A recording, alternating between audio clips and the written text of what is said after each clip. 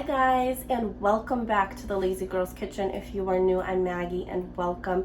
Today I'm going to share with you like a pork chop recipe. These are just really slow cooked on the stove in a skillet with high sides, onions, pork chops. Like these are just so delicious. They literally fall apart in your mouth because they've been cooking and just kind of simmering in their juices for a while, and it's absolutely delicious. My son. But I'm so excited to share it with you. We tried this recipe a couple different times and did different variations with it, and we finally came up with a recipe that will literally knock your socks off. It's so good. So we are so excited to share it with you. You want applesauce? Sorry, duty calls.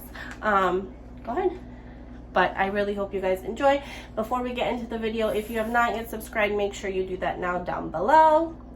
And if you like the video, make sure you give us a big thumbs up. And let's get into it, shall we? Bye guys.